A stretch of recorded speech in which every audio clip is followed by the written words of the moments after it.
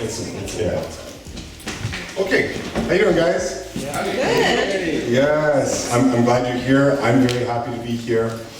Before I start, I would like to say, throughout the week, I'm going to try to collect interviews with everybody, anybody.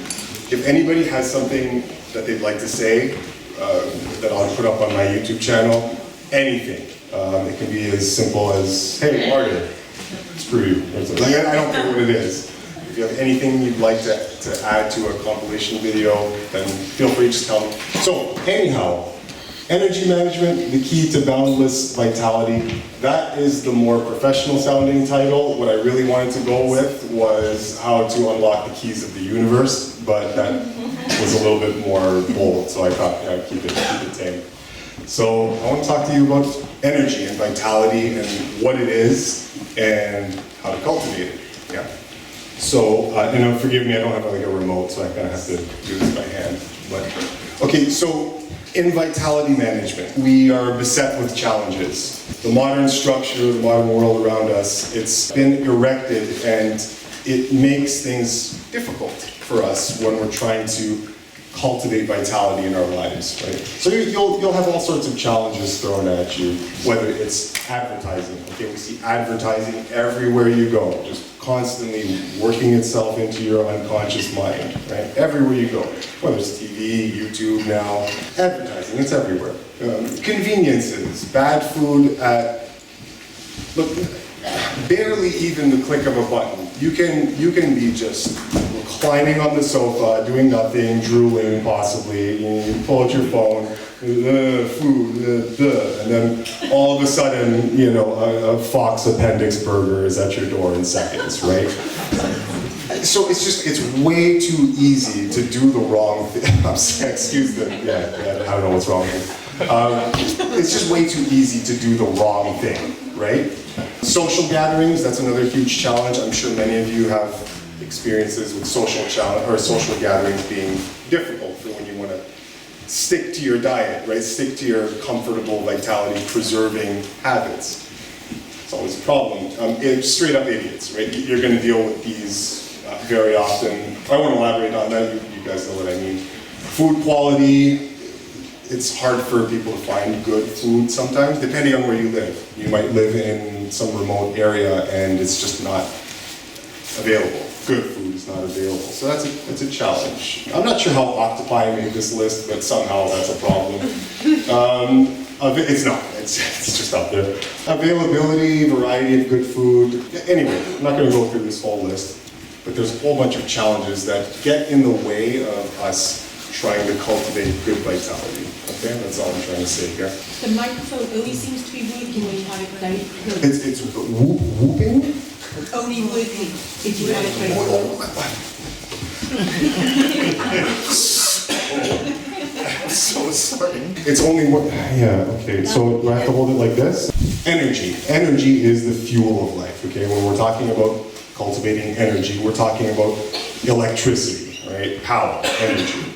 You can get or acquire energy in a couple of different ways. Food, obviously.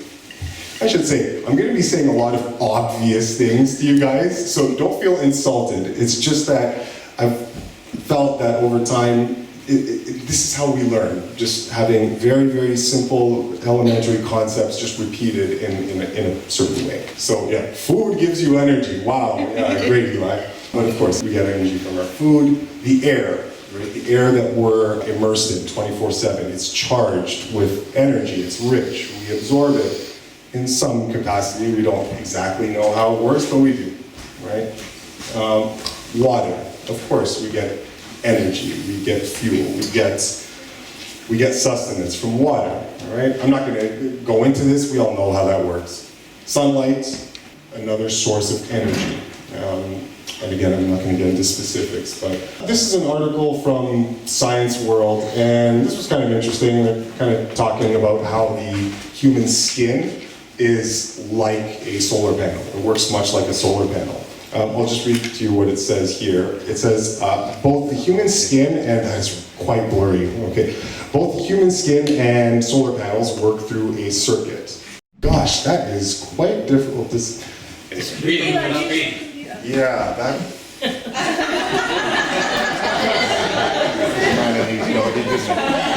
Both the human skin and solar panels work through a circuit to transmit the energy created. Okay, so in a human, ultraviolet rays are absorbed and turned into vitamin D3 photons, which initiate a chemical reaction in the kidneys and liver to convert sunlight to its final form, which is calcitrol, an essential nutrient that helps power our bodies. Okay, blah, blah, blah. Basically all it means is that solar panels work just like our skin to absorb sunlight.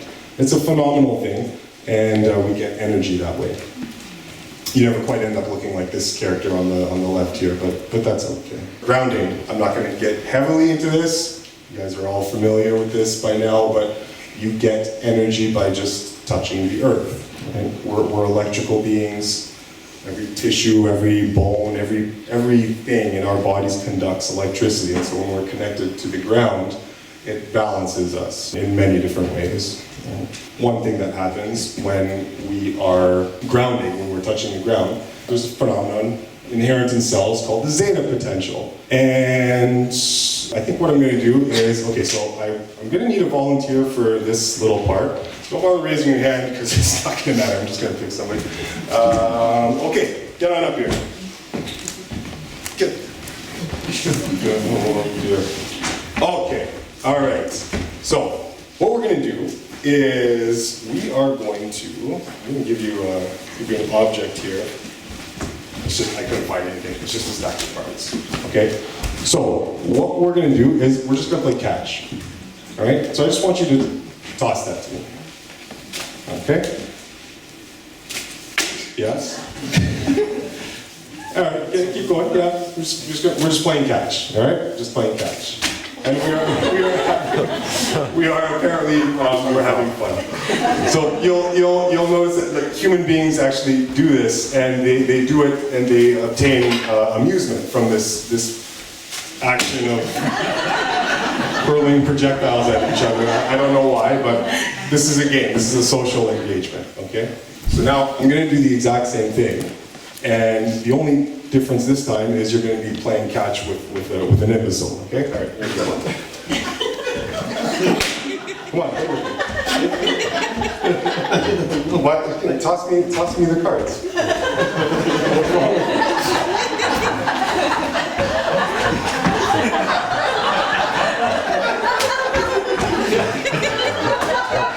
What's wrong? Why is it so much more difficult? Do I need to ask you what the problem was in the second? I'm an idiot. I don't understand distancing, all right? I'm completely socially impaired, right? The point is, in having a social engagement like we were doing, playing catch, right? Now, besides actually just hurling a projectile at one another, there's a whole dialogue of social information being conveyed back and forth. Is this a nice person? Are we calm? Are we upset? There's all sorts of information that's kind of behind the actions, right? But there's a proper and appropriate...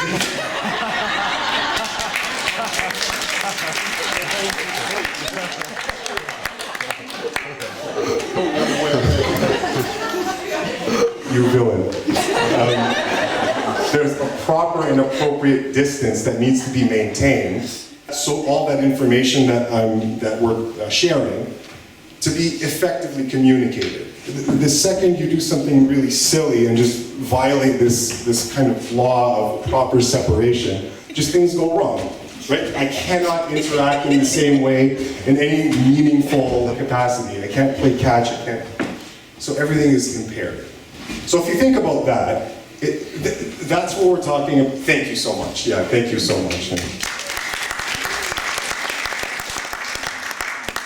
So if you think about that, when we talk about something like zeta potential, so every cell in your body is surrounded by a field of energy, a negatively charged field of energy. So positives and negatives attract, and like charges repel each other, okay? So with every cell in your body having a negative charge, being surrounded by a negative charge, if every cell is like that, then the negative charges will repel each other, and maintain a certain distance. Just like in social engagements, you can't, say hi to people, but you're coming up to them this close, and it's just awkward and weird. So these have to maintain that distance for proper functioning, okay? And what throws off that charge, what interrupts, this process of proper communication through cells, it's all the things we talked about in the other slide. All these challenges, all these things that make you sick, make you emotionally unwell, and they can disrupt this field, and cells start to clump together, stop functioning, stop communicating well with one another, and you get all sorts of impairments from there, okay? I also wanted to add, this can be a little interactive. If you guys have something to say, and everybody is these are a very intelligent group of individuals. If you have something that you'd like to say, or even a question, I don't mind if you raise your hand and just ask. Feel free to make it interactive if you like, okay? When you go to navigate the world and try to negotiate through all these challenges, your mind is going to be what's going to safeguard you, all right? Your mind is very important. And what makes or breaks a person is their ability to maintain principles, okay? Understanding, discovering, and maintaining principles is to safeguard you against the weight of the world. Energy management it was intended to be naturally effortless, so it was not nature's intention for life to be complicated. It was supposed to be very intuitive. We shouldn't have to think too much about cultivating energy and proper vitality. But the problem is the world and food culture, human culture, it's erected barriers between your relationship with food, the food out there, and your proper understanding of what that relationship is. So modern culture, it's like a filter. It comes in the way of you having a harmonious relationship with your environment, okay? If that makes sense. And so how do you remove those barriers? You remove those barriers by understanding principles. Principles are unshakable, binding laws that never change. They're universally applicable, they never change, and thus you can pour your faith into them. And when you discover those, it safeguards your mind against foolishness and dross and silliness out there. Okay, so your mind is very important. I'm not going to go through the rest of this. That's not really important. I'll give you an example. Okay, an example. So there's a principle of stimulation. Okay, the law of stimulation. And the law of stimulation, it basically teaches you how stimulants react in your body. Like what the effect of a stimulant is. Is this working? Yeah, you guys can? Yeah. How a stimulant works in the human body. So when a stimulant is introduced into the body, the more invigoration it seems to give, the more the encumbrance on the other end. Right? So there are two effects to a stimulant. It will elevate you, and then your body will need to recover, and you are depressed afterward. And the greater the degree of the invigoration, the higher the stimulant, the lower the doldrum you'll fall into on the other end of the stimulant, okay? So that's the law of stimulation. That's all it's teaching you, is that if you stimulate yourself, you must pay the piper. There is a consequence. That's all it says. Now, if you know that principle, so why would that help you? I'm talking about safeguarding your mind with principles. So why would that help you? The reason it would help you is because it would make you able to account for your experiences in life.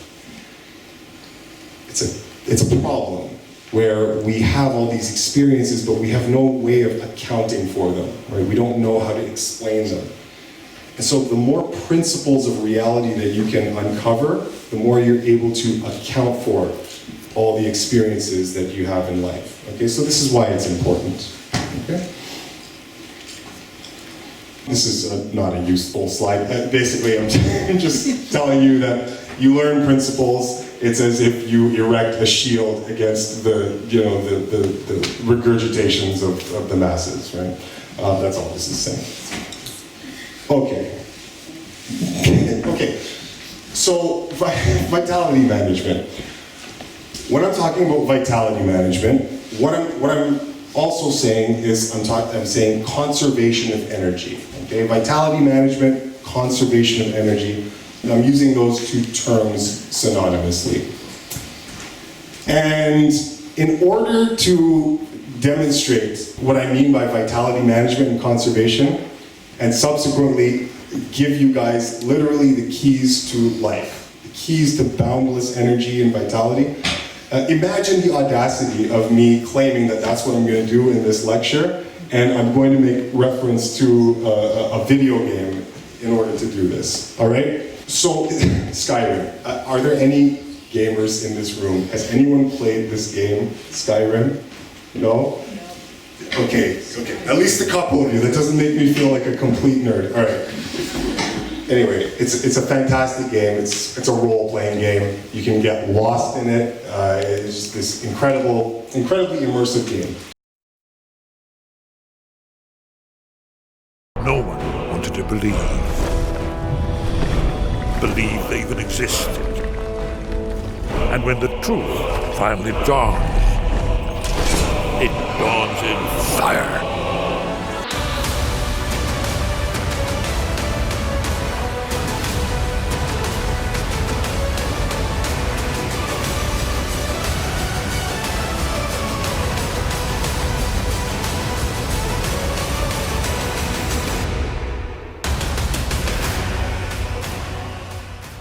Years after, this is the last video game I played seriously because I drowned so many hours into this into this video game that I realized I could never do it again. And so that was the end of the relationship with me and the addictive role-playing game, computer games. Yeah. So, okay, years after I stopped playing this game, I realized, I thought back and thinking about all these principles and learning about how health works, I realized, holy crap, this game, excuse me, sorry, that's true.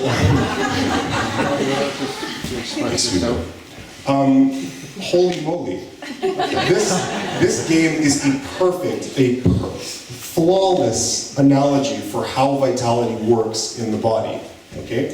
So let me try and describe this. So in this game, Skyrim, you have a character, all right? They usually wield a weapon in one hand or both hands.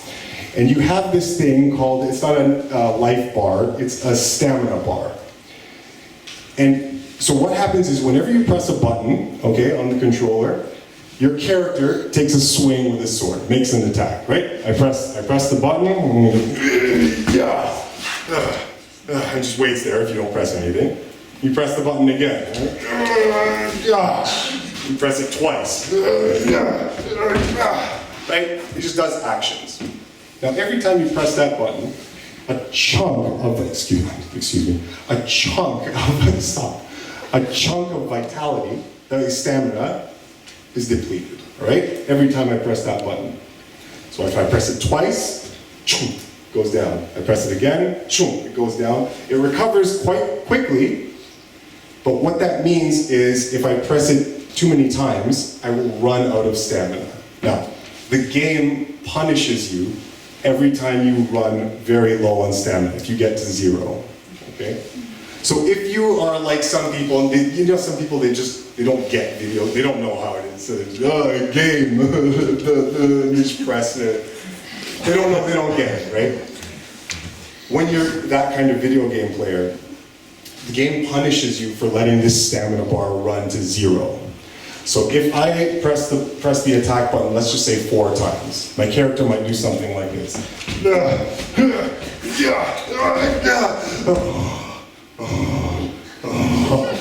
And the game punishes you with this fatigue animation where you can't do anything. You can't attack, and you're just, everything's exaggerated in video game world. Nobody actually breathes like that when they're tired. But that's just how it works. So the game punishes you, again, I'll say this in quotes. The game punishes you every time you indiscriminately or without responsibility mash this attack button, which is a drain on your vitality. And if your vitality goes low enough, you are punished. So in the game, what does that look like? When you are punished and you're doing this, you're doing that. All the enemies that you're fighting, they can, they can attack you, they can stab you, they can bite you, they can jump, right? And so you lose a whole bunch of health. and then you recover, and then you can go again.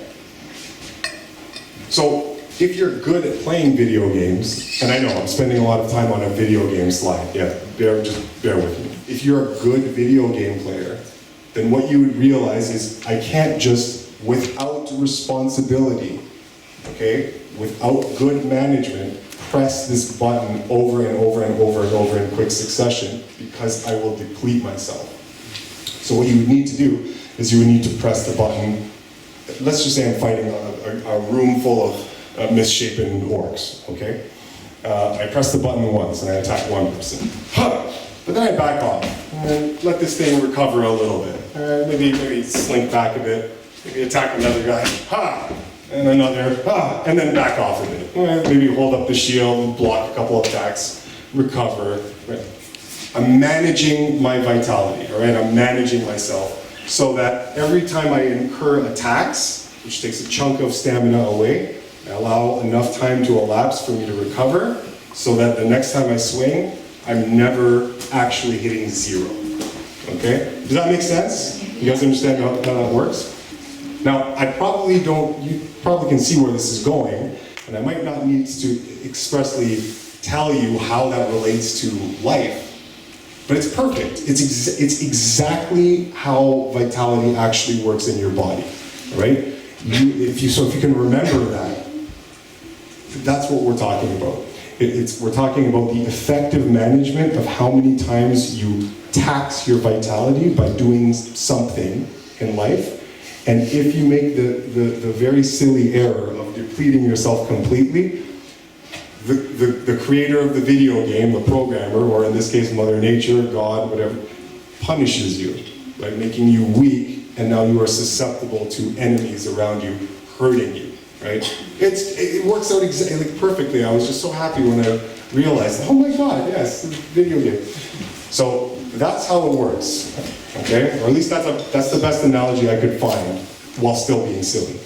So vital force. Vital force is the amount of force that you have at your disposal every day, and it's finite, okay? So it's not unlimited. You have only a certain amount of it allotted to you during the day, and it's up to you to be an effective vitality manager, right? So that you don't run that supply into the ground and then incur the wrath of your own nature, okay?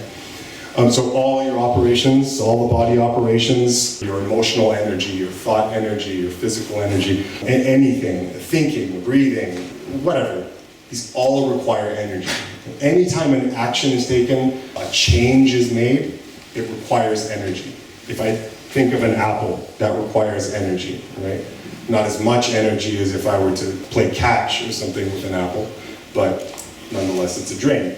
So when you become aware of your obligation, your responsibility to be good stewards of your body, okay? What happens is you become aware of the responsibility to be mindful of the conservation of nature's vitality in your body, right? It's something that you respect and revere. But you only get to respecting it and revering it when you understand it, when you realize how precious it is, what a gift it is. You start to cultivate more respect for it, if that makes sense, right? People, Airbnbs, the house isn't theirs, it's not, so they don't respect it. But the owner of the property might have a lot more respect for their house because it's theirs. The rest principle, how do you recover from attacks? Okay, every time you swing that, every time you swing that sword, you need to rest. Okay, you need to just adopt the rest principle and recover from any and all vital taxes. That's just a law. I can't do anything about that. Problems with that, take it up with God. Beyond me, right? But that's the rest principle, okay? Don't need to go into this with any more detail. So the rest principle means you have to recover from every single time you incur attacks, okay? This lecture is going to fall apart a little bit in the next couple of slides. This is a bit silly. But if this is your vitality bar, your vital force meter, okay, and if you keep it perpetually low, well, of course, this is why we are living in such a pathological society, because the way the world has been erected around us, it's almost designed to keep your vitality super depleted just by its own nature. And so you keep your vitality low, and I'm really over dramatizing this, but this is where you get unsavory looking characters like this. This is your invalids, your people with goblin-like appearance. So you don't want to be in this category. If you're a little bit better at managing your vitality, you'll probably be normal, and that's still rife with problems. These are the people that believe products like low-fat and high protein and get sucked into it regardless of whether the ingredient list has 1,000 different chemicals in it, right?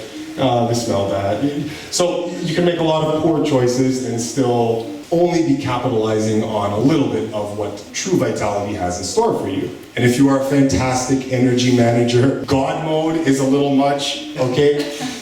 But you end up with a feeling of very, very radiant vitality. Very radiant vitality that feels like you're cheating, almost. Yeah, I know what you're thinking.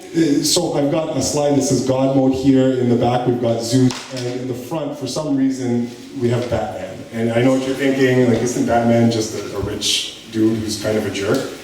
And the answer is no. Batman is a god. And if you have anything to say about it, I don't want to hear it, all right? Happens to be my favorite hero. Okay. What the hell? Oh, yeah. Okay. These are influences that are draining on your vitality. Okay? So like I said, everything you do, eating, drinking, digesting, walking, thinking, inadequate rest, I'm kind of highlighting that because it is the most important tool that you have to recover vitality, obviously. Rest, okay? Stress is a drain, emotionality, being too hot, being too cold. So whether you go and take a day at the spa, like I sometimes like to do, the sauna, okay? This is a tax. Like I do that mindfully knowing that I am pressing the X button like 2-3 times, and it would be a very silly choice for me to go and exercise after that, stay up late that night, do something else that is an overt energy tax. So as a good energy and vitality manager, I have to be mindful that this was a severe depletion on me, and so now I must compensate with some other energy conserving behavior, okay, if that makes sense. Partnered intimacy, grappling, I'm trying to use euphemisms here, exercising. So if you're to keep your vitality very, very high, it means that your vital taxes must be very low. It's an inverse relationship, they're inversely proportional. So if one is high, the other must be low. And if your vital force is very low, it must mean that your vital taxes are way too high. Common sense, quite obvious. So what we're doing, I've already said it, but I'll say it again, okay?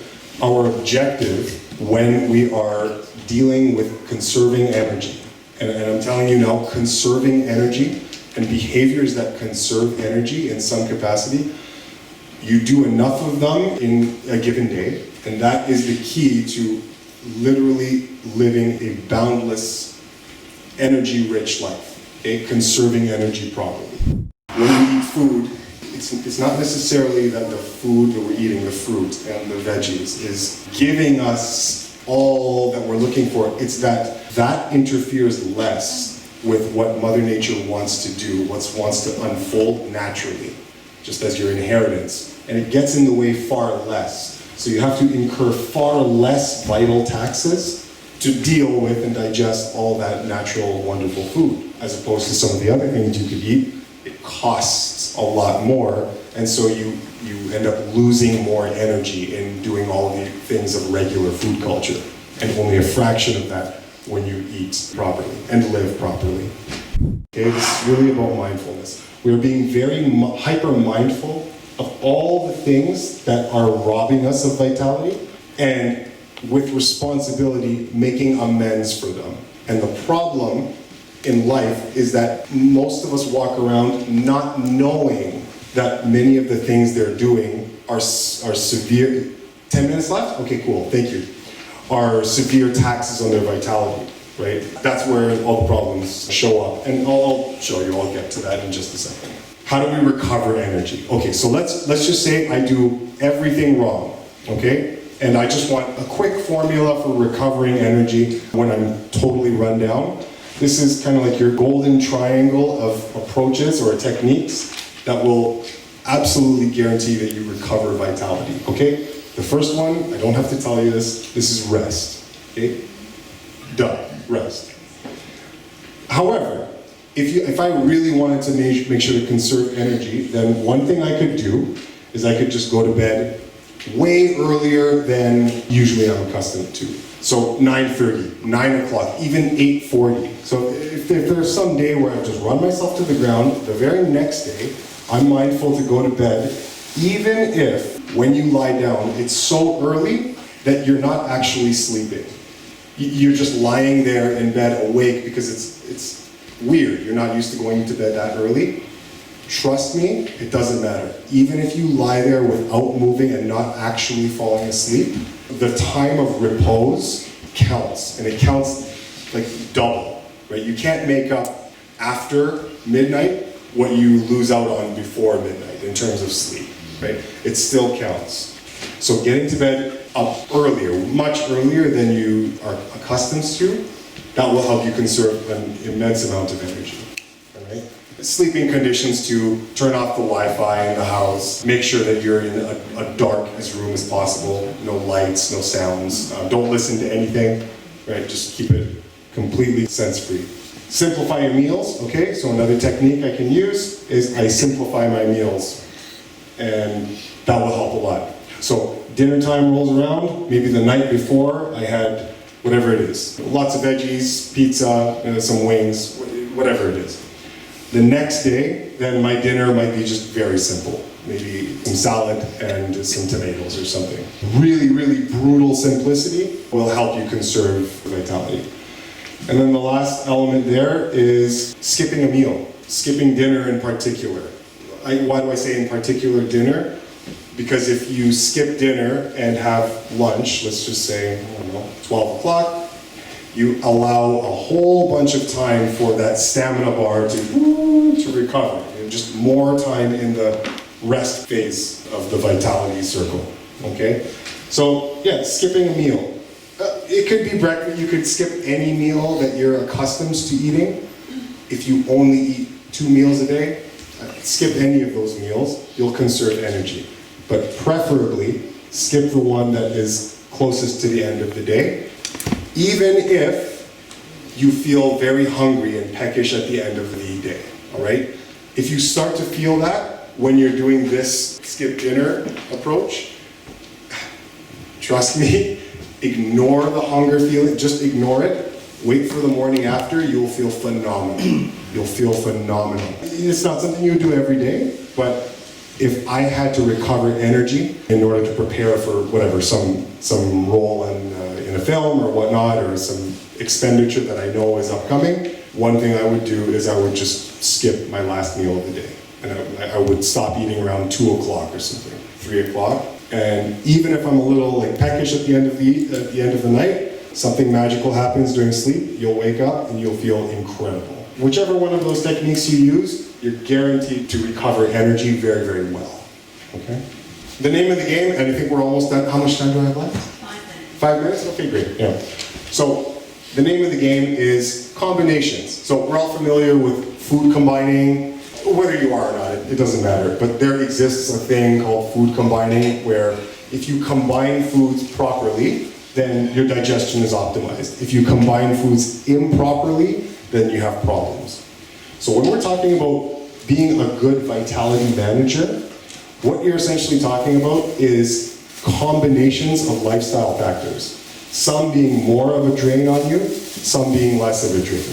And so it's your responsibility through maybe trial and error to see which one of those combinations are very taxing and which ones aren't that you can recover from, right? So for example, if all you do in a day is just some walking, some regular exercise, your regular eating, that's all that happens, then you don't have to think about anything. It's super manageable, your body can recover well. You're never gonna be penalized, right, by the creator of the video game. If you're doing exactly this, but then you tack on having a super late night, okay? And guys, this isn't like scientifically measured. I'm trying to find approximations, okay? I understand this is just approximations of how your body would respond. But, okay, so here, it's manageable, walking and eating. Walking, eating, plus I throw this super late night into the mix. All of a sudden now, this is a cautionary zone where I would now, the next day, want to be mindful of the fact that I added this late night and I might be a bit low on vitality, so I would do some energy conserving behavior the next day, okay? Heavy grieving and job-related stress and a night of late eating, okay? That combination of energy taxes would put you in the danger zone, right? If you try to eat when you're in a state of grief, you will not digest your food. This has been quantified on animals. You can take a dog and feed them a meal, and then excite them, stress them out, just make them do a whole bunch of stuff. Hours later, they look in the stomach. I know it's a crude thing, you know, animal testing, but they look in the stomach and the meal is completely undigested, completely. Whereas the other dog in a control who does nothing would have perfect digestion. Okay? So, for future reference, anytime you feel stress or you're grieving or you feel the weight of some emotional turbulence, do not eat. Do not eat. Skip the meal, right? Just skip the meal. I don't care how hungry you are or believe you are. Skip the meal. And then you combine that with late eating, yeah, it's very dangerous. So the very next day, maybe probably even the next 2 days, you would be a responsible vitality manager, recognize that this is what happened, and then make amends, pay the piper the next day. Okay, and it's our inability to do that that causes many of the problems that we see in life, okay? So I don't know if I want to go through all of this, but it's combinations of drains, right, of button presses. The wrong combination of those can either really deplete you or only deplete you a little bit so that your body's able to recover. Okay? Does that kind of make sense? You guys understand what I'm saying there? Yes? Okay. These are other considerations, okay? What are some other vital taxes that some people might not really be aware of? Giving blood, donating blood, okay? Getting your blood tested. Post-blood draw or post-blood donation, giving a blood donation is more of an issue because usually you give more blood during a donation rather than just a test. But if I were giving a blood donation, you gotta believe that for that entire week, I would be heavily modifying my expenditures. I would probably not do much in the way of exercise that whole week. If it were me giving a blood donation. Because giving blood, particularly in a blood donation, and to an extent just a blood test, is more taxing than people realize, right? Being a bad vitality manager on the other end of blood donation might be the difference between you coming down with some flu or bad headaches weeks after the blood donation and you don't know why. I thought I was being good, right? Your blood is precious. To put it simply, God and nature expresses itself through the blood, right? The blood is the life of the flesh. It's a precious fluid, so when we expend it, you want to have reverence for this fluid. And when it's given away, you have to be a good vitality manager and be very careful not to expend, do not have any late nights in the week that you give a blood test, right? Go to bed early, be hydrated, right? It's something that people don't really think about too much, but it counts. It's something like a lengthy deep tissue massage, right? It feels like you're actually recovering. It feels like you are resting when you go and get a massage. Oh, I'm gonna relax and go get a massage.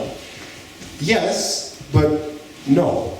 It's taxing. Like your body uses tax to deal with all that stimulation from a good deep tissue massage. And so it's one of those things that you would be mindful that that was a drain on you and you don't want to expend yourself too much after something like that.